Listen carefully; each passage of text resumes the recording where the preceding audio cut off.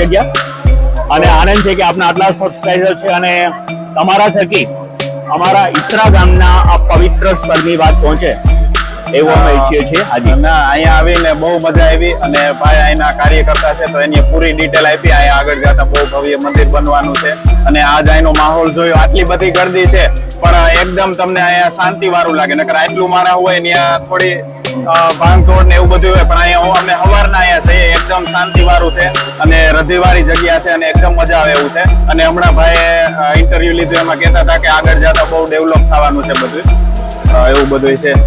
તો લગભગ વાત તો ભાઈ કરી દીધી છે, આગળના વિડીયોમાં તમે જોયું છે, એમાં કાંઈ બાકી છે નહીં. પણ ભાઈને મળીને પણ બહુ મજા આવી. ભાઈ પાસે ખૂબ સરસ માહિતી છે, કારણ કે પહેલેથી એના કાર્ય કરતા હોય તો એની પાસે બધી ડિટેલ હોય જ. Thank you. અને બોલવા દાની તમારા સબસ્ક્રાઇબરને ખાસ વિનંતી કરું છું કે આ મુલાકાત લેજો. અત્યંત પવિત્ર જગ્યા છે અને લોકોની માનતા સફળ થાય છે. અને અમારે લોકચેતનાથી માત્ર અમારું કામ છે ને, આ સમસ્ત લોકનું કામ છે, એટલે એમાં જોડાવ અને વિકાસ થાય એમાં પણ સહયોગ આપજો. Thank you. જય ધોળેશ્વર.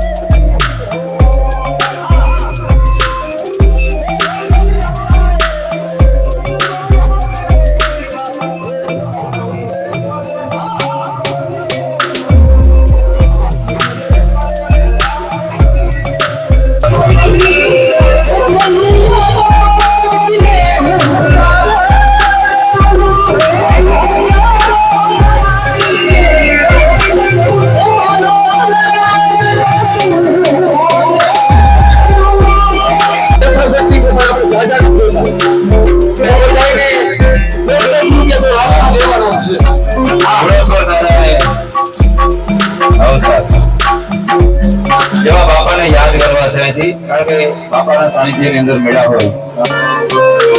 તો હું અમારી નાની બનાવી ગામ રામજીભાઈ નાથાભાઈ આપણે એમના તરફથી ધોળેશ્વર દાદાની ભેટમાં 500 અને 1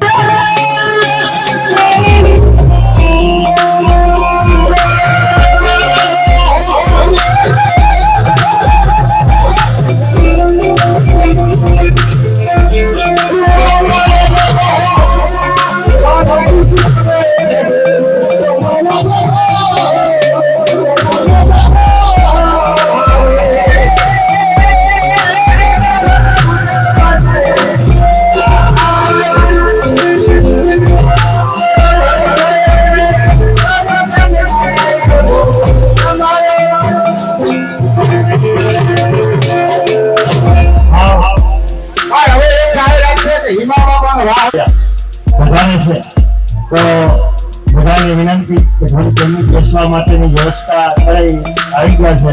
હીરાભાઈ જોટવા અને લલિતભાઈ વસોયા પોરબંદર લોકસભા સીટના કોંગ્રેસના ઉમેદવાર લલિતભાઈ વસોયા અને હીરાબાબા જોટવા ઉપાસી આવ્યા.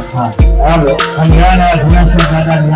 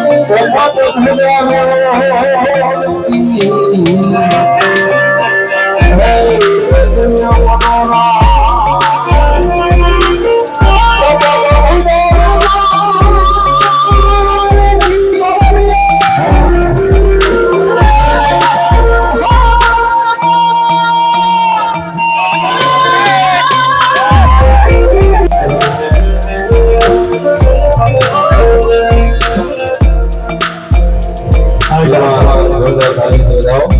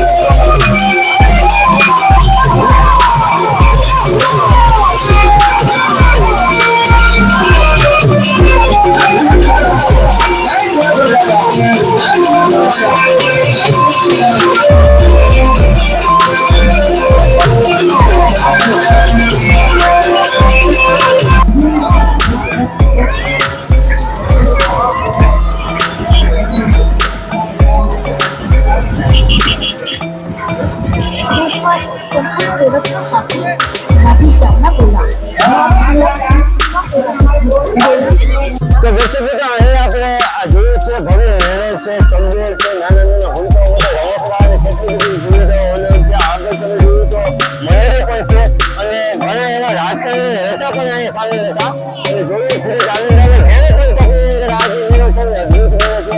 એટલે આ જોયું તો ચાલો માણસો કેટલા આવે છે. આગળ આપણે જોયું તો અશોક પ્રેમી જે ઘોડેશ્વર હતા એ પણ હતા અને ખૂબ જ આનંદ આવ્યો. આપણે ધુનેશ્વર દાદાનું અદ્ભુત મંદિર છે.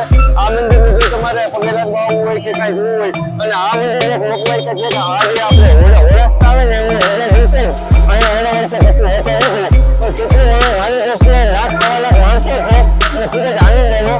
અને અહીં આપણી ચોથું બધી વસ્તુ ખૂબ જ મજા આવી. જય માતાજી.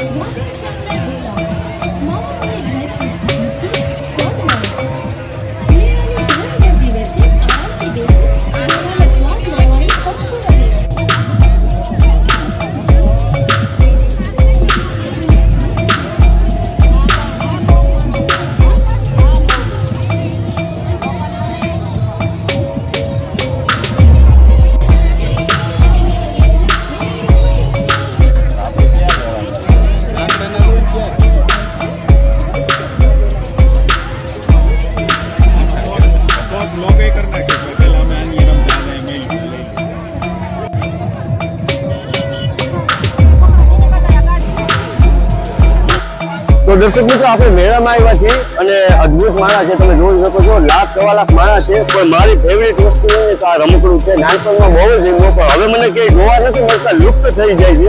પણ છતાં ધુળેશ્વર બાપા મેળામાં આવ્યો અને આ રમકડા મને જોવા મળ્યા.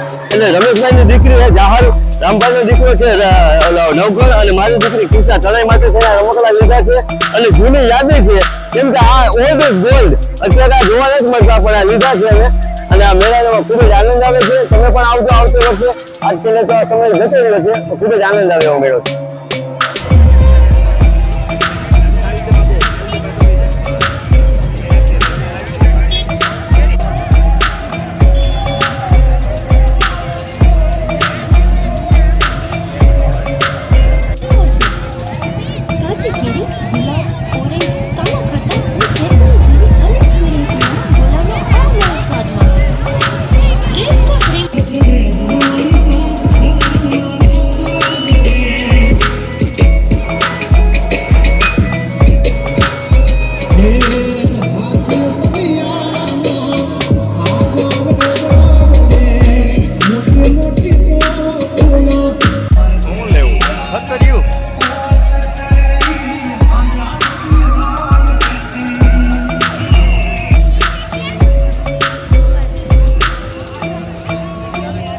દર્શક મિત્રો અહીંયા જે ભવ્ય મેળાનું આયોજન થાય ને ત્યાં જેટલા માણસો આવે ને મારી દ્રષ્ટિએ લાખ સવા લાખ માણસો હતા.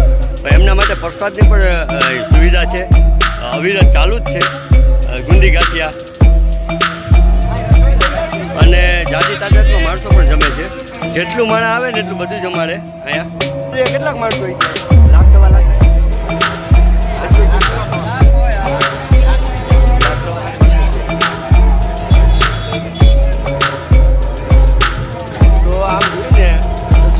મારું નાનપણ યાદ આવી ગયું. કેમ કે અમારે ત્યાં મંડપ મેળા, અમારા ઘેડ પંથકમાં મેળાનું બહુ ક્રેઝ.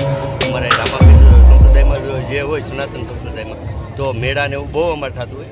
તો નાના હતા ને તે મારી ફેવરેટ વસ્તુ. ભલે અત્યારે તો હું સ્વીટ નથી ખાતો પણ બુંદી ગાંઠિયા અને હું આ પ્રસાદ લેવા બેઠો હું. કેમ કે પ્રસાદનું નામ લીધું અને બે ત્રણ જણા હતા કે ભાઈ પ્રસાદ લીધા વગર જવાય નહીં. એટલે નાનો એવો પ્રસાદ લીધો છે પણ થોડુંક બતાવું કાંઈ બધી સુવિધા છે.